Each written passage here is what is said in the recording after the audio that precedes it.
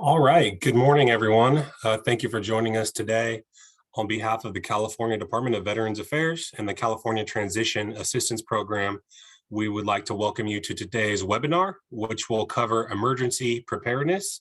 This is the second webinar that we'll be hosting on this important topic because we know that this critical information is always useful this time of the year. And of course, fire season tends to get sooner and sooner every year. So we're thankful for your participation, and we thank you for your time and joining us for today's webinar. So with that, we'll go ahead and get started with today's program. I would like to just open up with some general housekeeping items. I'd like to note that if you are not a panelist or one of our presenters, we are keeping your microphones muted and your cameras turned off for the presentation. This just helps eliminate some of the distractions and kind of saves on some of the bandwidth for the rest of the presenters. As far as the agenda goes for this morning, we're going to be covering a wide range of information.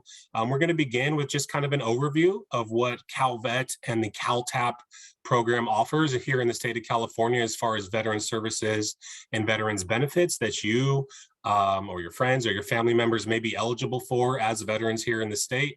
And after that concludes, we are going to transition into our topic for the day with the Governor's Office of Emergency Services, and as well as the Veterans Healthcare Administration Emergency Response Team. So after we've covered all of the information, we are going to allow some time for a Q&A portion. As far as the Q&A goes, you can utilize that Q&A feature on your toolbar to ask your questions.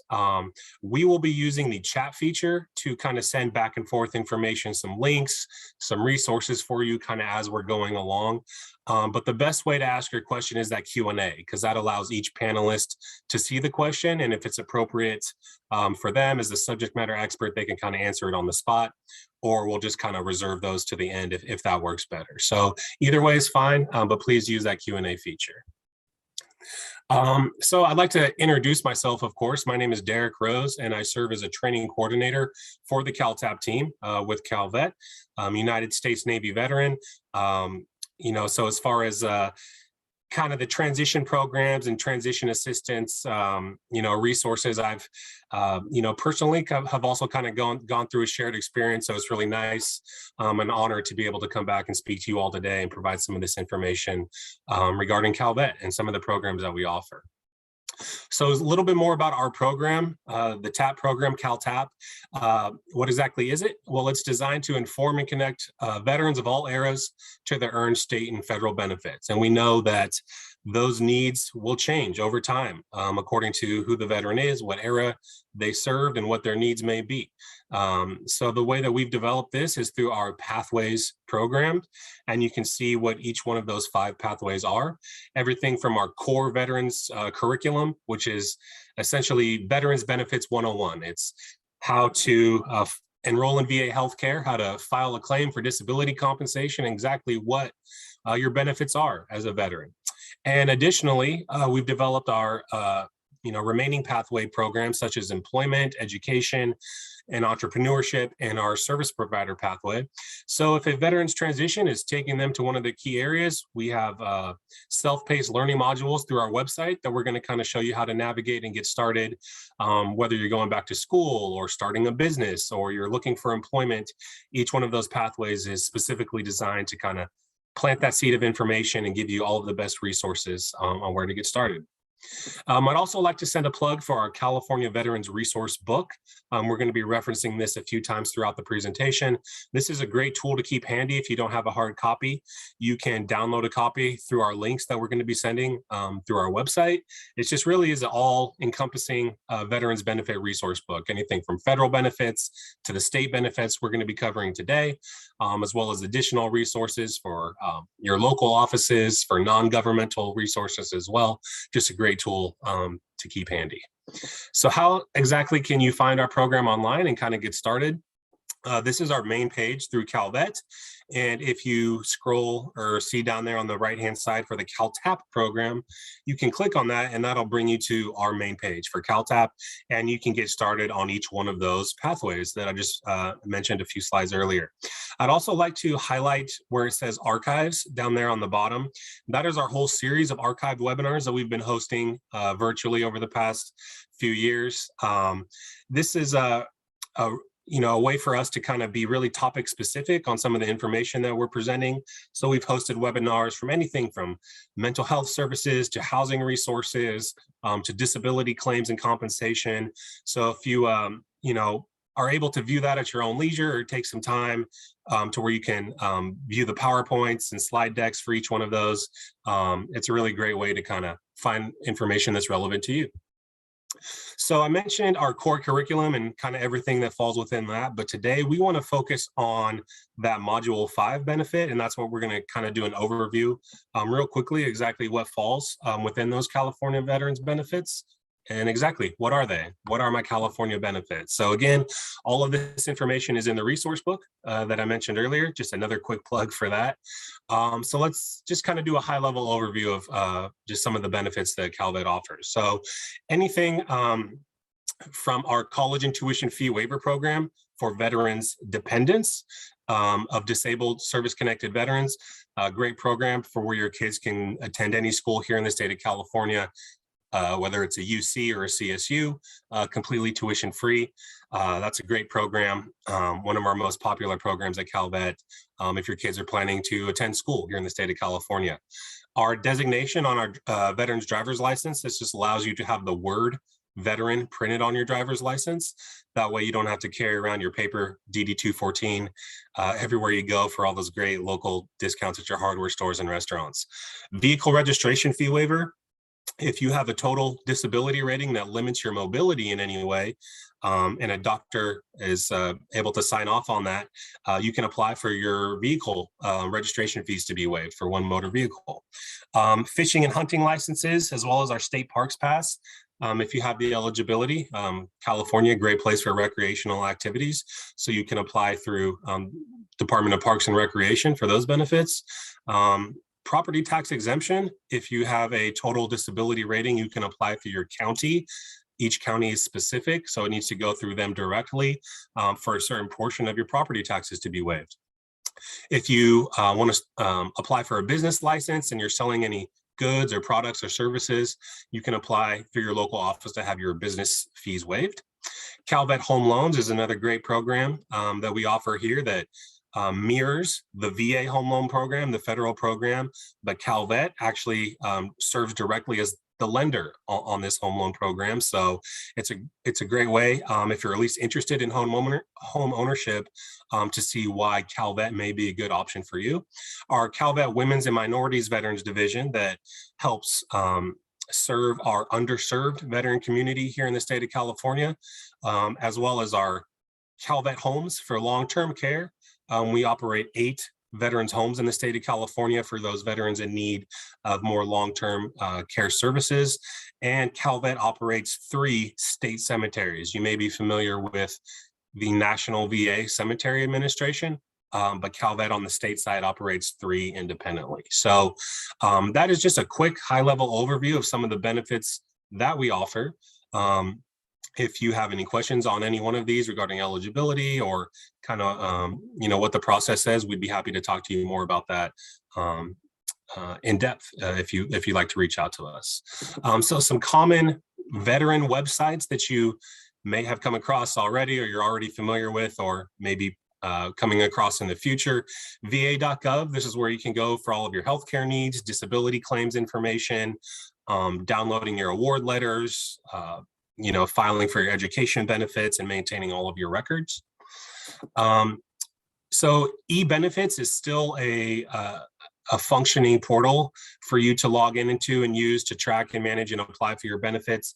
But a lot of it is being shifted to kind of a central login site through the VA called My VA.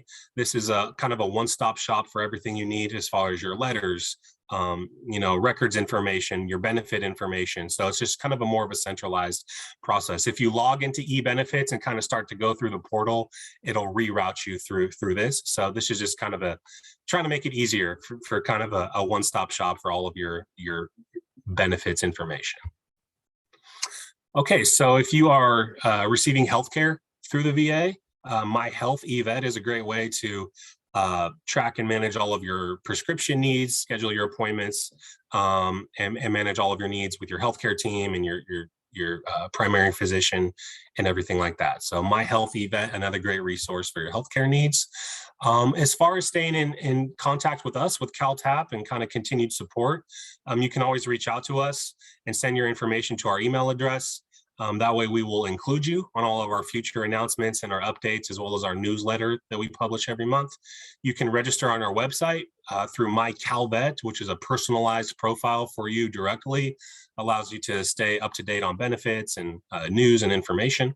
You can follow us along on our social media platforms as well, which will allow you to attend our future webinars that we're going to be hosting. And we are going to be sending out a survey after the program, just a quick 3 or 4 question survey about the information that was covered. And we really do appreciate your feedback on that. It goes a long way to make sure that we're putting out all of the relevant and most useful information for veterans and their families.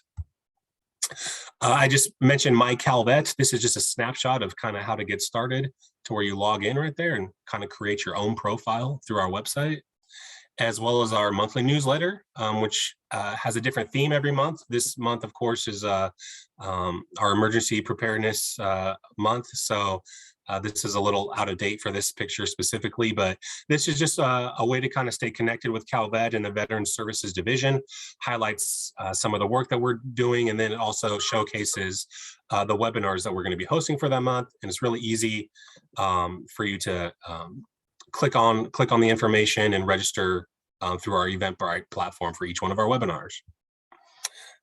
So this is my direct contact information. Again, my name is Derek Rose. I'm in the Veterans Services Division in Sacramento.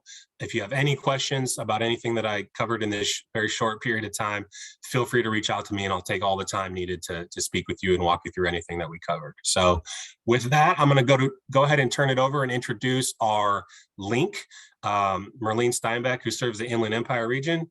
So with that, Merlene, if you're ready, take it away.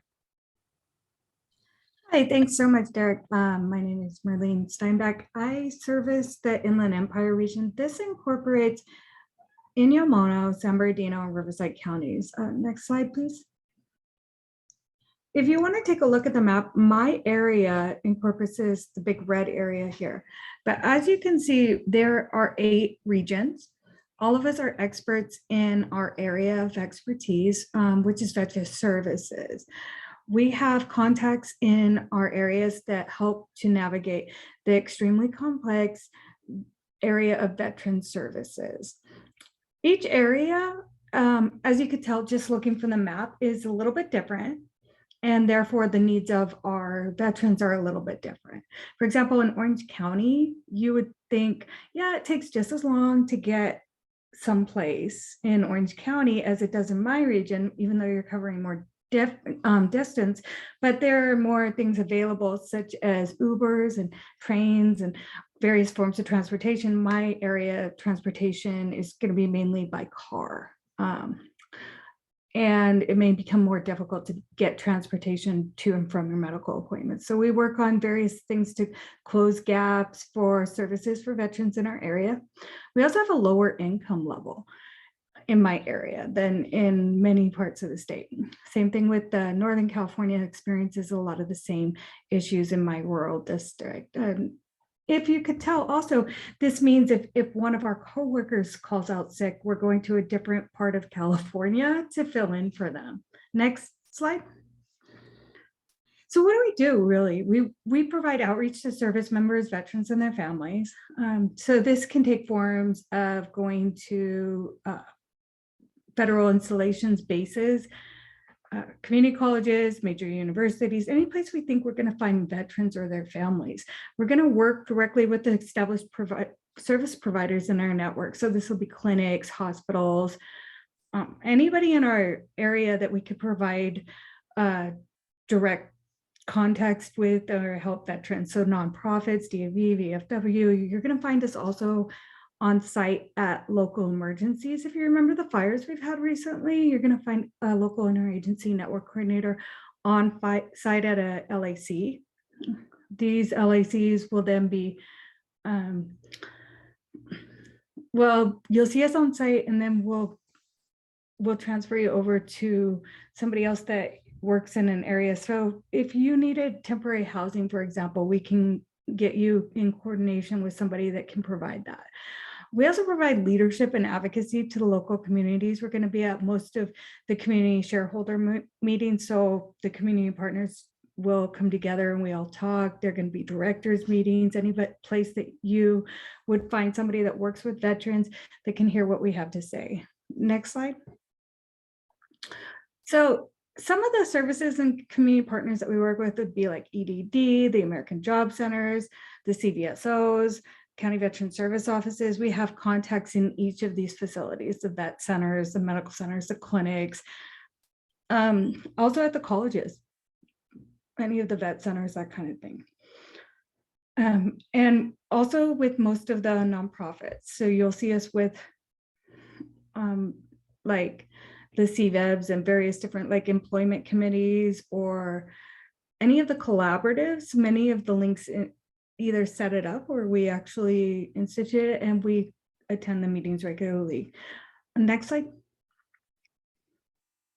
So this is my contact information. If you need a direct contact or if you need help with something, go ahead and get a hold of me. And I can do my best to facilitate that. Perfect. Thanks a lot, Marlene, for the information. We really appreciate it. All right. So now I would like to introduce our first guest speaker of the day, Mr. Nick Murray with the California Office of Emergency Services, who's a Senior Emergency Services Coordinator. So with that, Nick, the floor is yours. All right, thanks, Derek. Good morning, everyone. So as Derek introduced, I'm Nick Murray. I work over at Cal OES. I'm up in their planning division. And so we're the, as most people know, the good idea fairies that are trying to figure out the best ways to deal with a lot of these disasters, whether it's at the county, state, or the individual level. So next slide, please. So here's our kind of boilerplate mission. The bottom line up front is simply this, right? We've got a lot of tools and we're do our best to try to help you all at the local and the individual level be as best prepared and then be able to respond to those disasters. Next slide, please. So these are some of the things I'm going to cover today. We're going to talk a little bit about personal preparedness, how you can take care of your property as well. And then also the more important thing is I want to share with you a couple of tools that will help get you started right away. So these are things that are free, easily downloadable, and you can take them and run with them. Next slide, please. All right, so when we talk about disasters in the state of California, we have a lot of different types of disasters. I'm going to cover those in the next couple of slides, but one of the first things I want to kind of have you focus in on is the Cal OES My Hazards portal. This wonderful little website, you can log onto it right away. It's free to use, no registration required or anything like that. Log into it, dump in your address, your zip code, any part of your address. If you just want to know what your county looks like, you can dump that in there too. Put that information in there and it'll spit out a nice little map for you with overlays, and it'll show you fire prone areas, flood zones, earthquake prone areas, as well as areas that might be inundated with volcanic activity. So it'll show you all of those types of disasters, or I should say risk factors for you to really understand what's there and available. And then if you need additional information on whether or not you're in a flood zone, the FEMA flood check website exists and you can do that. And it gives you a little bit more detail on 100-year flood plan zones, 500-year flood plan zones, and the 5-year ones as well. So it gives you a little bit more range of information on flooding. Whereas the Cal OES one just kind of gives you, hey, you're in a flood zone or you're not. And it kind of shows you that pretty well. Next slide, please. So these are some of the hazards that we face on a regular basis in the state of California, everything from wildfires down to the more recent public safety power shutoffs. And as you know, power outages can be a result of any one of those types of disasters. So even though it's kind of a man-made one, we cover it in here because it's definitely something that can occur as a result. Next slide, please. So let's talk a little bit about disaster frequency. So this chart here covers the last 40 years of disasters that we've seen in the state of California. As you can see, the most prevalent ones here, and if it's a little hard to see, I do apologize. It's all 58 counties sorted by disaster, right? So when we take a look at them, that tall one that you see there kind of in the left middle, that's Los Angeles County, right? Has a ton of wildfires and a lot of flooding, but more fire than flood. Some of the other counties that you look down the line, depending on where you're at, if you look at like Sierra County, which is closer to the right-hand side of the page, mostly flooding, not so much fires. If you look at Alameda County, which is the very first one on the far left, Alameda County, right? A couple of fires here and there, mostly flooding.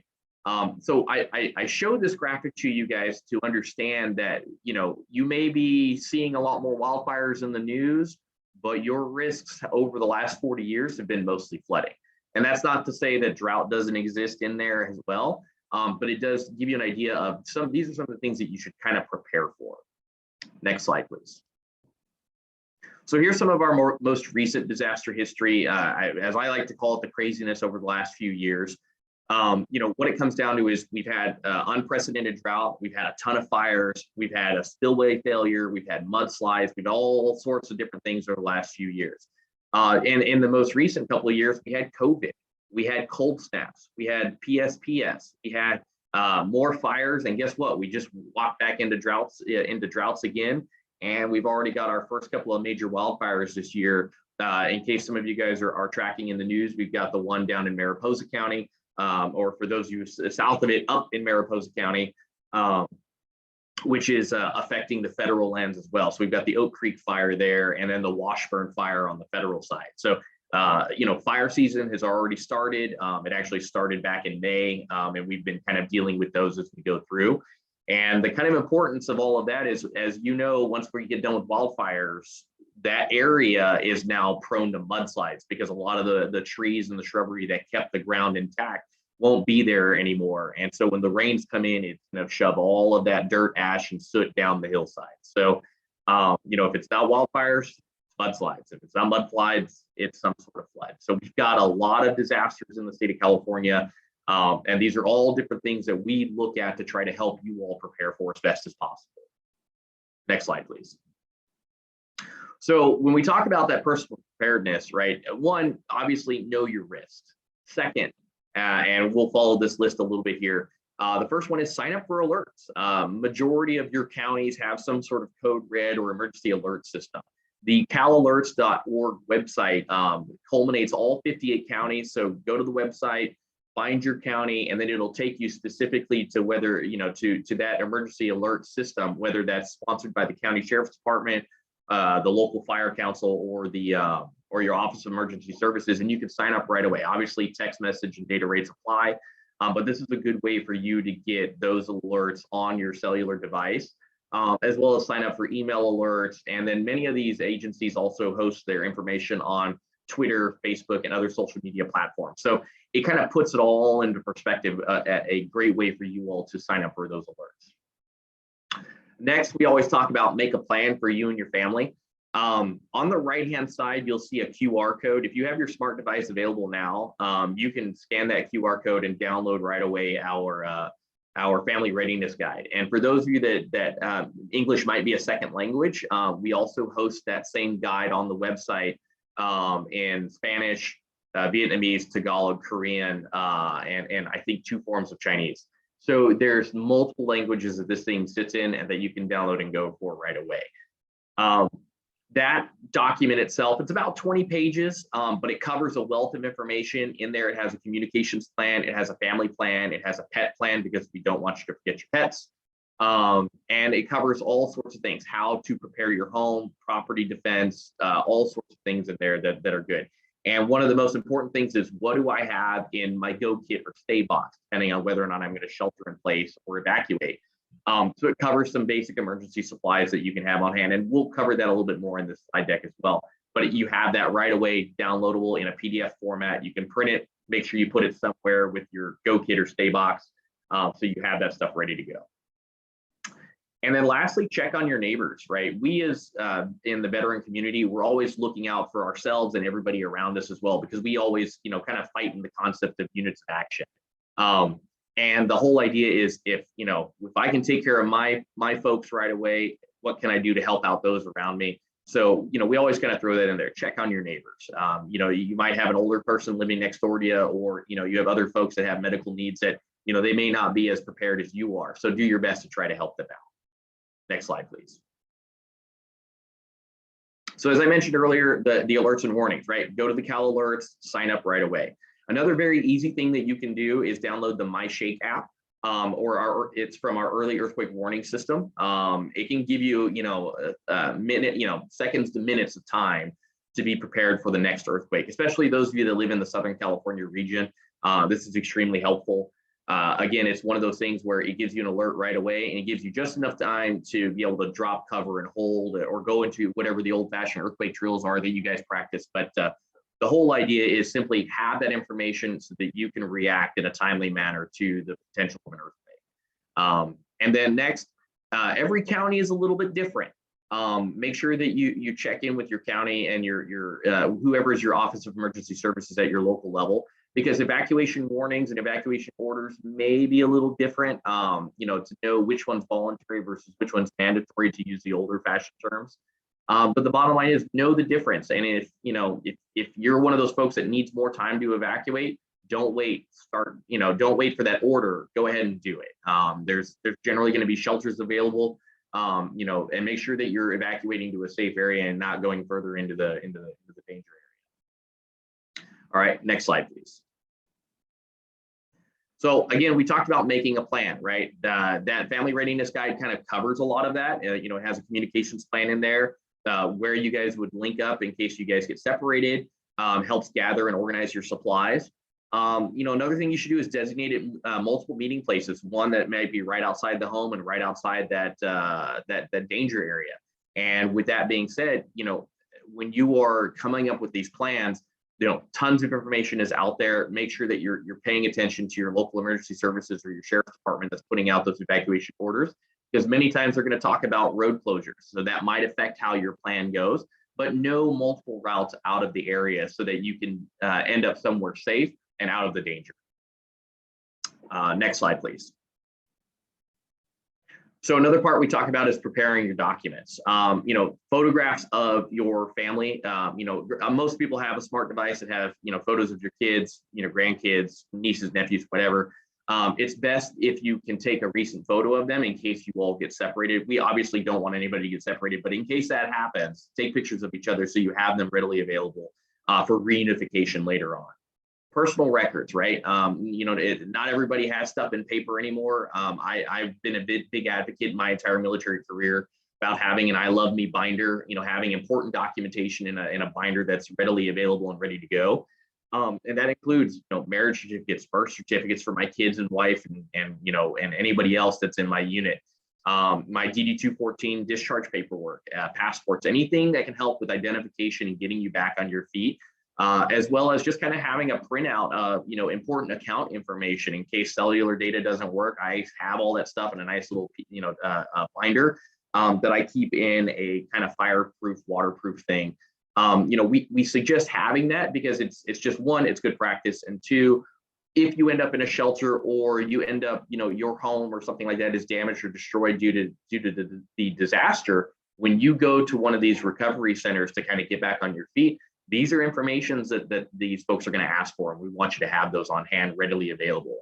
And again, financial records, right? Titles, deeds, anything, pay stubs that would help you get back on your feet faster. Try to have those at least in a printable format or readily available in your, in your I Love Me binder if you decide to go with one.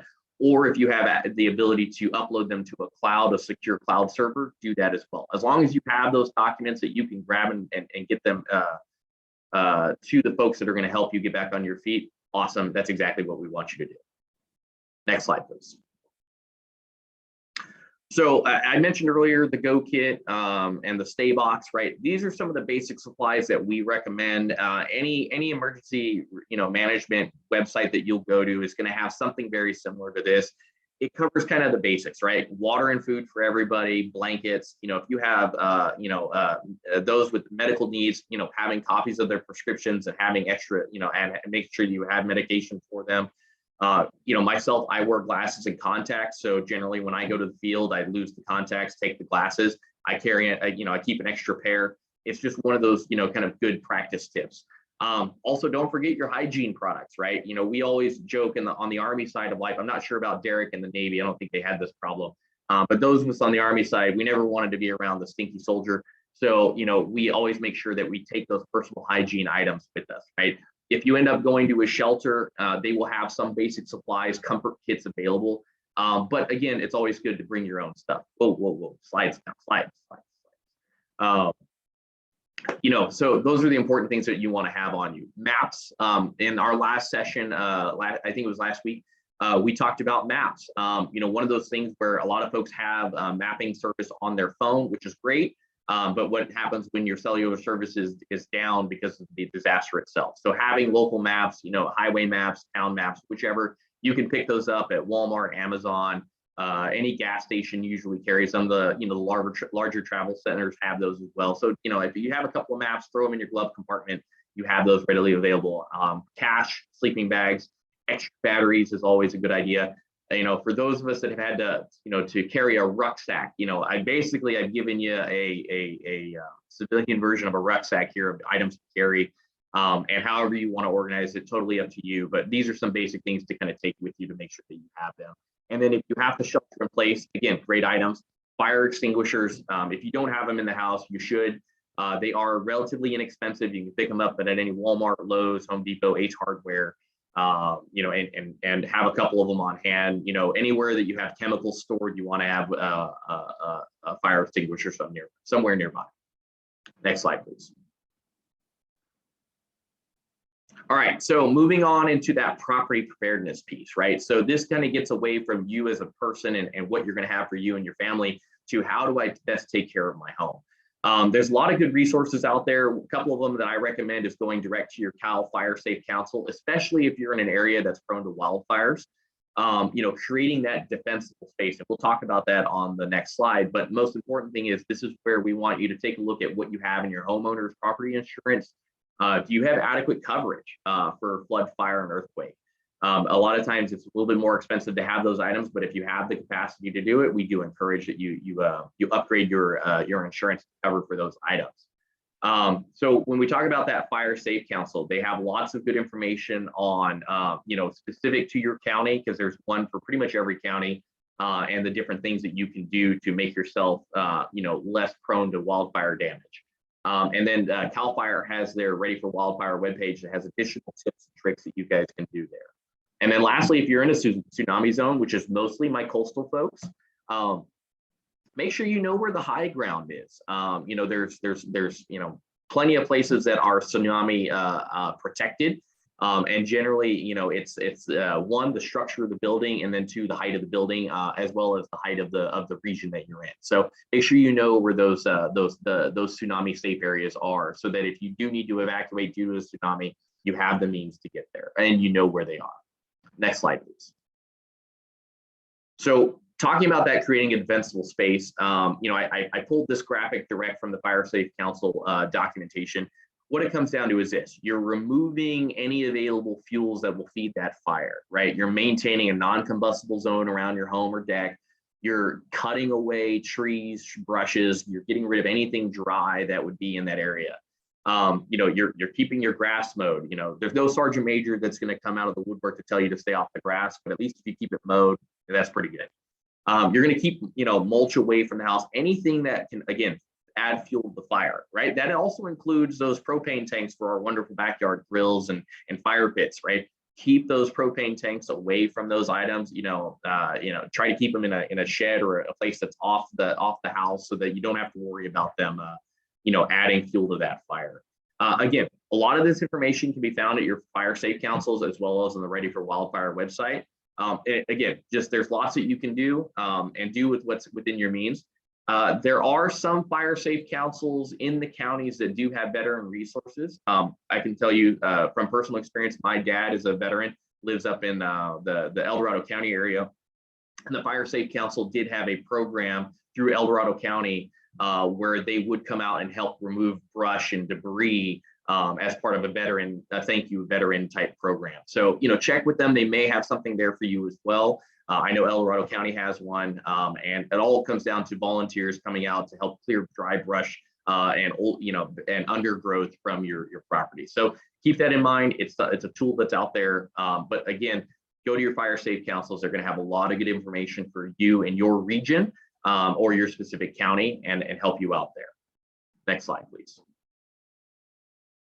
So lastly, around the home, make sure that you install and maintain smoke and carbon monoxide detectors, right? They want a smoke detector in every room. You should have a couple of carbon monoxide detectors, especially if you have anything gas burning in the house. Again, most furniture that you're buying these days will come with some sort of brace or earthquake-proof, attachment to help keep things from falling over. But again, take a look around your house. If you have tall bookshelves, you have heavy appliances, make sure you have those anti-tipping devices installed in there. One, so they don't fall on you, but two, so that the earthquake doesn't cause it to fall on you. So, these are things that are just going to help around the house to mitigate some of those hazards there, especially if you have to drop, cover, and hold in the house. And then for those of you that are in those PSPS or wildfire prone areas where power outages occur on a more regular basis than we'd like, consider getting a backup generator. I know PG&E, SDG&E, and SoCal Edison have different programs there that you can apply for and try to get a free provided generator. Those do exist out there, but again, if you have the means to get a backup generator just to keep your food taken care of, and if you have fish in a fish tank, right, keep the necessities alive and healthy, you can do that through the use of a backup generator, and we do encourage that. Lastly, know where your shutoffs are. We talked about in a couple of slides back the defensible space. If you guys have gas that runs to the house or any other utilities, right, the last thing you want to do is have your utilities add fuel to that fire. Make sure you know where you can shut them off at. Generally, during a wildfire, we don't recommend you shutting off your water supply because the fire departments can use your water to help combat the fire. But definitely, if you have natural gas flowing into the house, make sure you shut that off before you leave or vacate. Next slide, please. So we talked a little bit about earlier on going above and beyond checking on your neighbors. Here's a couple of good resources that are out there that we partner with on a regular basis. Means to volunteer and go above and beyond your local community. The American Red Cross is always looking for volunteers. We work with them quite a bit when it comes to sheltering. You could go in and volunteer to support a shelter, volunteer to support animals in a disaster, different things that you can do there.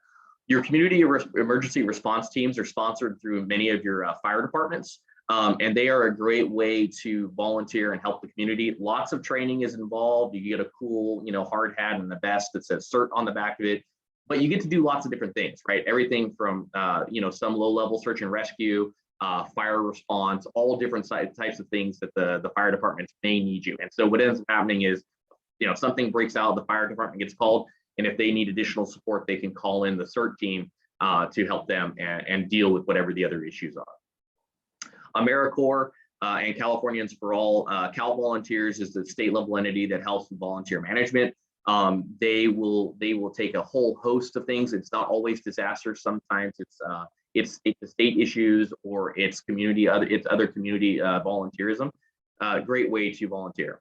And for those of you that still want to serve in uniform but don't want to do any of the PT, the California State Guard has the State Military Reserve Force. If you again have a little, if you want to get back in uniform, maybe get a good old haircut and join the State Guard, you can do that as well. They have a lot of volunteer, programs across the state that helps out the regular National Guard and the state during emergency response. So lots of different things that are there and available. But it's another way that if you want to serve in uniform, but without the PT, you can definitely do that. Next slide, please.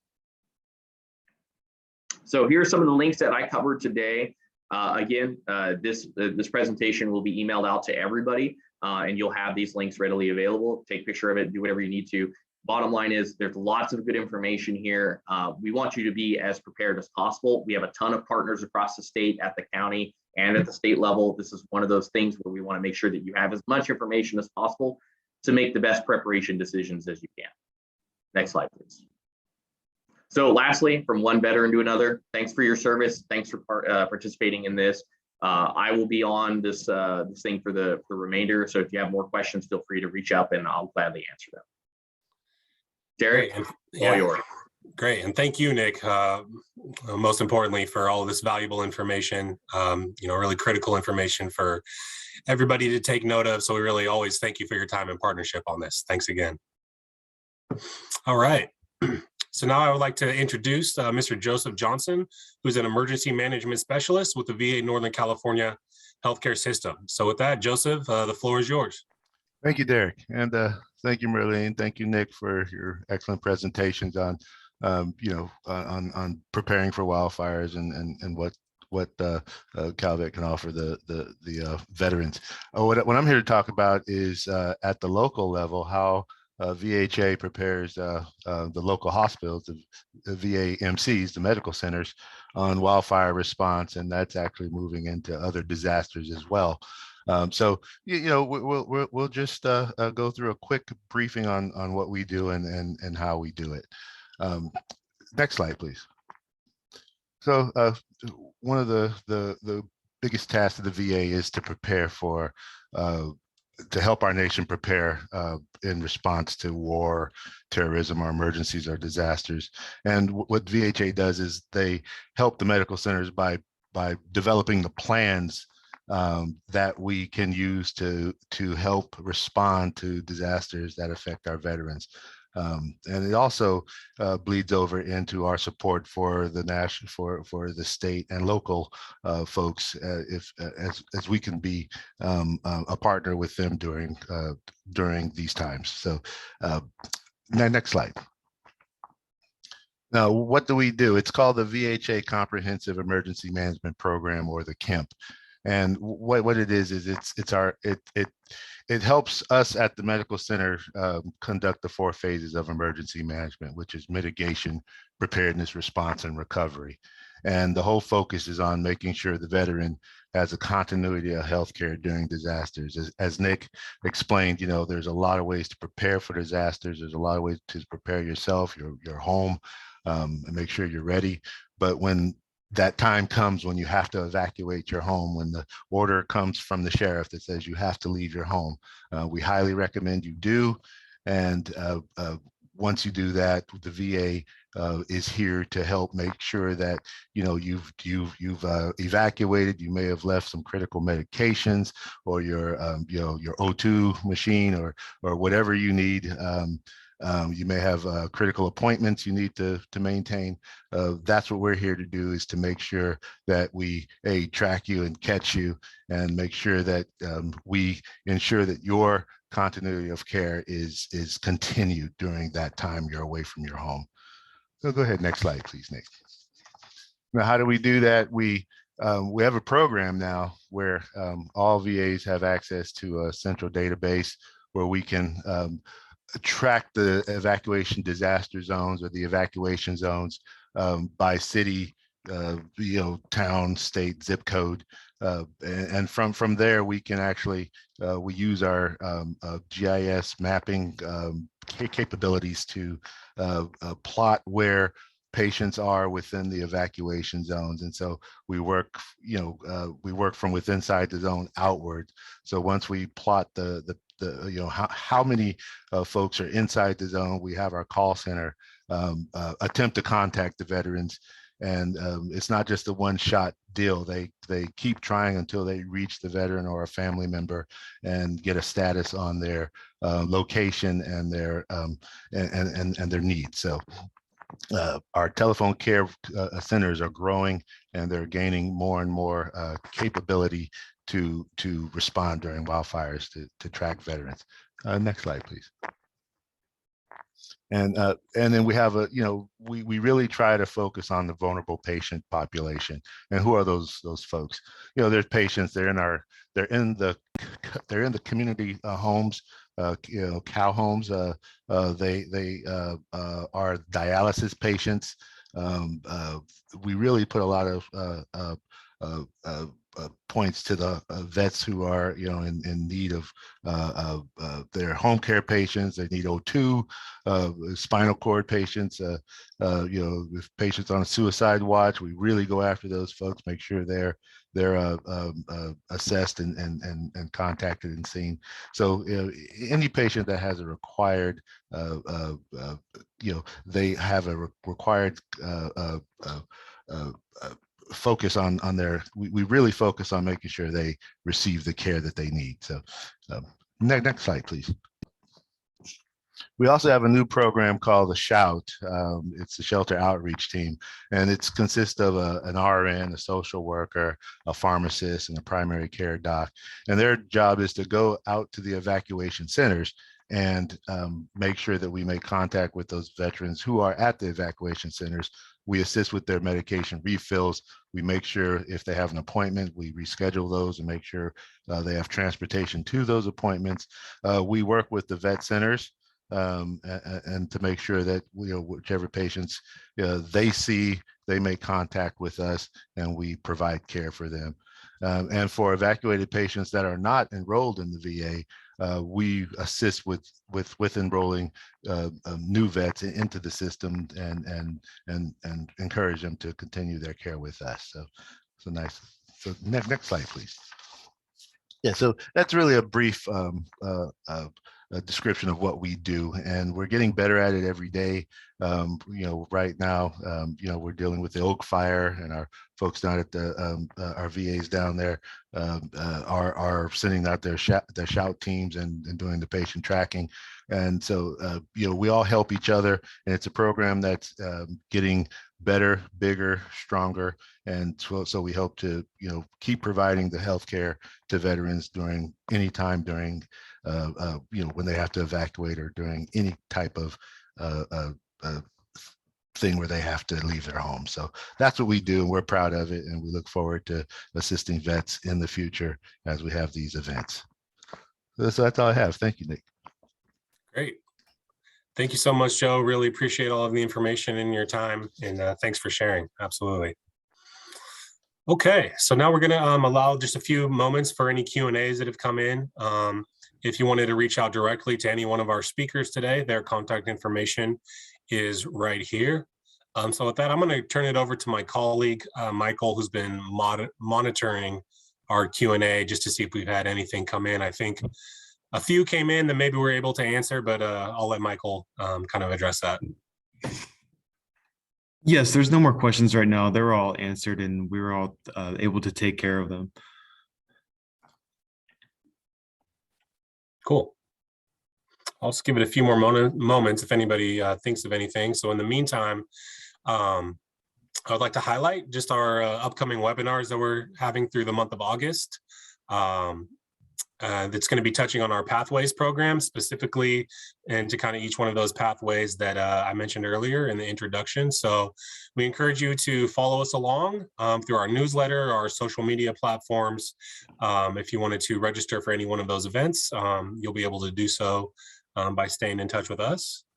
I would also like to send a quick plug for our post-webinar survey.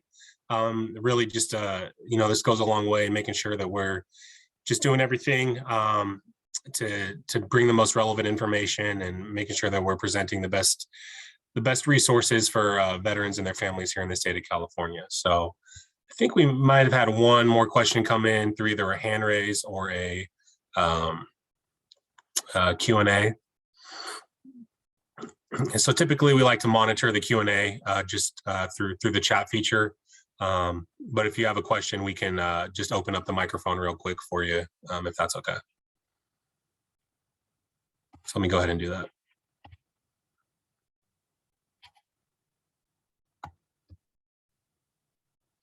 I'm going to open it up for Cole.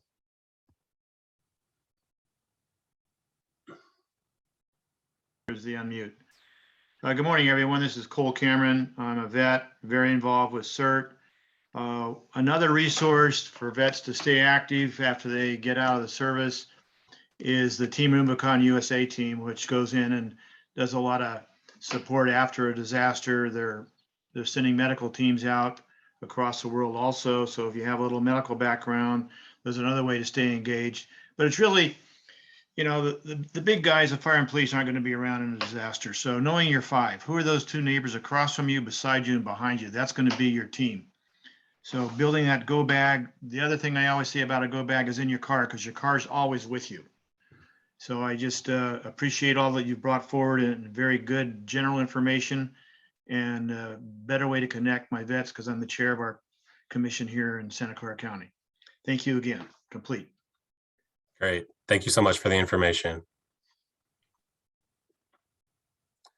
I believe Susan has her hand raised as well. Oh, sorry. Sorry. I think I muted you there. Yes, you gave us a list of websites and resources at the beginning on your chat. We can't copy those because and it takes me off. Those downloaded, or are they- I think you're kind of going through a area there, kind of broke up. So let me give that again. It's on the Q&A, my question. Are you going to send us those website resources? So what we can do is we can send you a copy of this presentation directly, and then that way you can view that, or we can download the chat specifically as well, and then we can send that to you directly if that would help. Downloading the chat, because a lot of times on the recordings it will not show the chat. I think we're able to do it on our end to where we can download the chat specifically through our cloud that we're recording to. So that might be the best option. It would be better to download it separate, because you'll still have the same problem. When I try and go to that link, then it'll take me off the replay. So we need it separately, please. Sure, we can download the chat separately, and then we can send that to you directly. That would be great. Thank you. Hopefully for everyone. Perfect.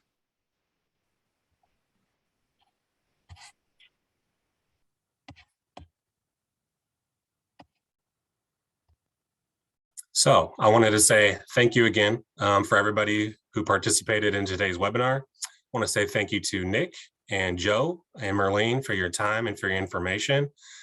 Thank you to all of our attendees, whether you're a veteran, family member, service provider. We hope that this information was useful. We put our email addresses on there directly.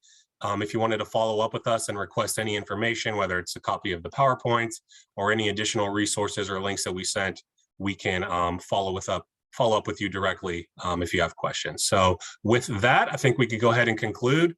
I want to say thanks again. Thank you for your service, and stay safe, stay happy, stay healthy, and hope you join us again. Thanks again.